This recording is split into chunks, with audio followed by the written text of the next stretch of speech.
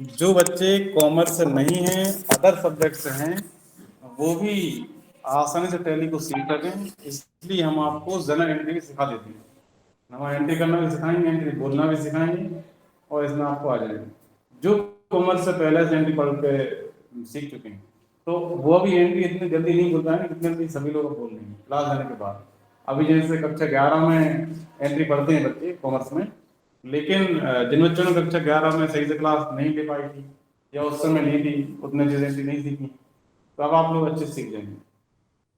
बस आप रोज आते रहना, एब्सेंट होंगे तो नहीं सीख पाएंगे, पर डे आ जाना आप।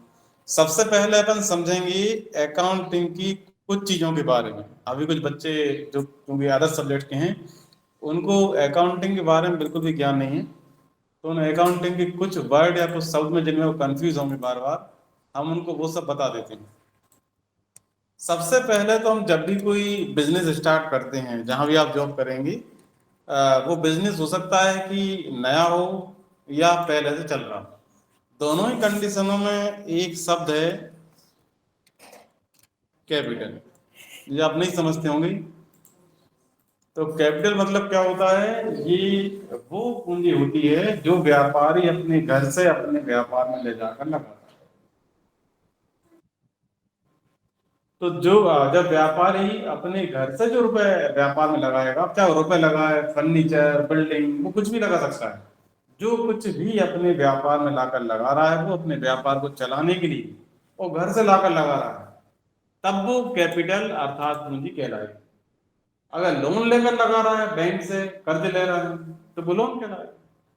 लेकिन अगर वो घर से ला के लगाता है, चाहे कोई संपत्ति लगाए या कैश के रूप में लगाए, कुछ भी अगर वो लगाता है घर से, उसे हम बोलते हैं कैपिटल।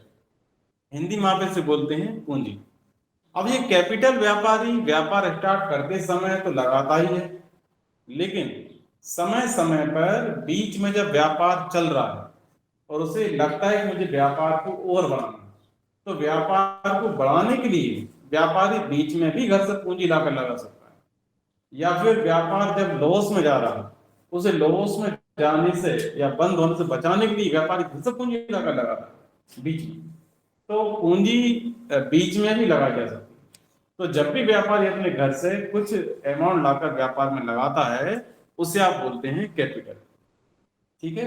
अब कैपिटल कब लगा सकता है व्यापारी? व्यापार स्टार्ट करते समय तो लगाते हैं, ये तो फिक्स है।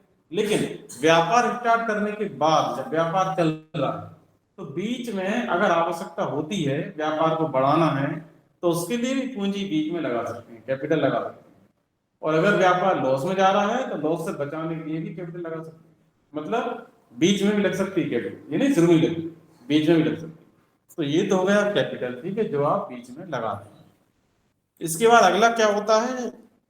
आपने गुड तो सुना है, आप डट कर बोलते हैं क्लास में गुड, वेरी गुड, सुना है। अब गुड तो ठीक है, इसमें एस लगा देते हैं गुड्स। अब गुड्स मतलब क्या होता है ना? तो गुड्स मतलब हो जाएगा माल या वस्तु जिसका हम क्रय विक्रय करते हैं। तो देखो, तो गुड्स मतलब होता है ऐसी वस्तु जिसका व्यापार में लाभ कमाने के उद्देश्य से क्रय विक्रय किया जाता है, उसे गुड्स बोलते हैं। गुड मतलब होता है अच्छा। अब आप सोचेंगे गुड यानी बहुत अच्छा, बच्चे बोलते हैं कि बहुत अच्छे हो जाएंगे, लेकिन ऐसा गुड्स मतलब माल हो जाएगा, मीनिंग चेंज हो जाएगा। ठीक है। तो ये अकाउंटिंग की भाषा में ये भी बहुत यूज होता है। गुड्स, माल परचेज करेंगे, आप देखेंगे गुड्स परचेज, गुड्स सोल्ड, इस तरह से। तो अब ये इसे हिंदी में बोलते हैं माल, इंग्लिश में बोलते हैं गुड्स। और माल या गुड्स क्या होता है, फिर से हम बता देते हैं। जिस वस्तु का हम व्यापार में लाभ कमाने के उद्देश्य से क्रय विक्रय कर रहे हैं, उसे हम गुड्स बोलते हैं या माल बोलते हैं। हिंदी में जो बोलेंगे व्यापारी माल बोलेंगे, इंग्लिश में जो व्यापारी बात करेंगे वो गुड्स बोलेंगे।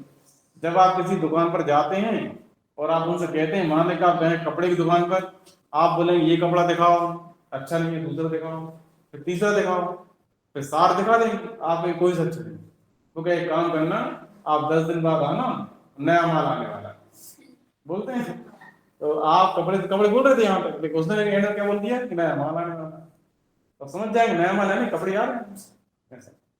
इसी प्रकार अगर आप जाएंगे कोई फर्नीचर की दुकान वाले के पास, आप सारे फर्नीचर देख लेंगे, और दिखाओ, सारे देख लेंगे, आप कोई सा नहीं बचा, तो क्या बोलेगा कि आप बस 5-7 दिन रुक जाएं, उसके बाद आप दोबारा आना, और नया माल आने वाला है, नए नए वेरायटी देखने को मिलेगा, है ना, बोलता है। तो वो फर्नीचर से माल बोलता है। अगर आप जाएंगे इलेक्ट्रॉनिक की दुकान पर, वो तू इलेक्ट्रॉनिक सामान तेरे वगैरह करता है, तो अगर आप उससे बोलेंगे कि ये फैन दिखाओ, वो फैन दिखाओ, सब खराब, हवा भी तेज दे और देखने में अच्छे लगेगा, डिजाइन वाले भी हों, कोई मेहमान आए देखते रह जाए और फोटो खींच के लेके जाए, ऐसे जाए, तो फिर हम वो कहेगा रुको, अभी नया माल आने वाला है, उसमें कुछ अच्छे आएंगे, वो आप शायद हो सकते अच्छे लगेंगे, वो फैन को माल बोले।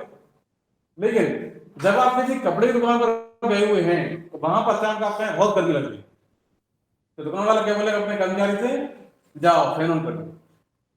वो कपड़े की दुकान वाला है, वो तो फैन को फैन बोलेगा, वो नहीं बोलेगा जाओ जाकर माल ऑन कर दो। और जब फैन की दुकान गए थे, आपको क्या बोला था फैन से कि माल आने वाला है। तो जिस वस्तु का हम उपयोग करते हैं, मतलब व्यापारी जिस वस्तु का उपयोग करते हैं, उसे बोलते हैं संपत्ति। ठीक है, जैसे उसने कहा फैन ऑन कर दो, तो फैन को फैन का नाम लिया, संपत्ति का नाम लेते हैं। तो चेयर पे बैठ जाओ, चेयर दे दो, यूज कर रहे हैं चेयर का बैठने के लिए। तो जिस वस्तु का व्यापारी अपने व्यापार में उपयोग करते हैं, उसको संपत्ति या एसेट्स बोलते हैं, इंग्लिश में एसेट्स, हिंदी में संपत्ति बोलते हैं। और जिस वस्तु का व्यापार में क्रय विक्रय करते हैं और लाभ कमाने के उद्देश्य से क्रय विक्रय करते हैं, उसको गुड्स बोलते हैं। समझ में आ गया? मतलब हमने आपको एग्जांपल बताया, इससे क्लियर आपको ये होगा कि जहां भी आप जाएंगे, जिस व्यापारी के पास जाएंगे, वो व्यापारी जिस वस्तु का व्यापार कर रहा है, उसको वो माल बोलता है। ठीक है, माल को ही इंग्लिश में बोलते हैं गुड्स। ठीक है, तो गुड्स सबको आगे समझ में, एसेट्स आ गया। ये क्या होता है, जिस वस्तु का व्यापारी अपने व्यापार में उपयोग करता है, उसको संपत्ति या एसेट्स कहते हैं। ठीक है, अब जैसे एग्जांपल क्या है, फैन हवा लेना, एसी ठंडी हवा लेना, गर्मी में वो भी यूज कर रहे हैं। अगर कपड़े का व्यापारी है तो एसी और फैन का यूज कर रहा है, उसके लिए वो संपत्ति है। फर्नीचर में ला रखा है, कुछ चेयर ला रखी है, सब संपत्ति है। अगर फर्नीचर का व्यापारी है तो उसके लिए सारा फर्नीचर माल रहेगा, गुड्स रहेगा। लेकिन उसने फैन लगाया हवा देने की, हवा मिलती रहे उसके लिए संपत्ति।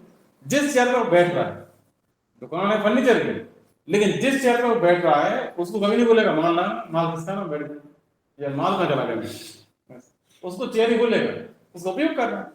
मतलब जिस वस्तु का व्यापारी उपयोग कर रहा है खुद के यूज के लिए, उसको वो संपत्ति, उसका नाम बोलते हैं। संपत्ति हमेशा नाम लेकर बात करते हैं। और बाकी सब जो क्रय विक्रय कर रहे हैं लाभ कमाने के लिए, वो सब माल गुड्स है। ठीक है, तो ये 3 वर्ड अपन ने समझाया आपको, कैपिटल, गुड्स, एसेट्स। एक और है इसमें लायबिलिटीज।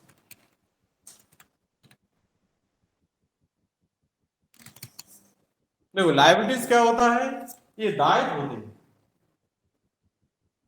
दायित्व मतलब जो भविष्य में चुकाना पड़ती है ना। जैसे आप जब भी ये टैली यूज करेंगे, तो हमने 3-4 चीज बताई, अब देखो हम बताते हैं। अगर आप जैसे टैली ओपन करेंगे,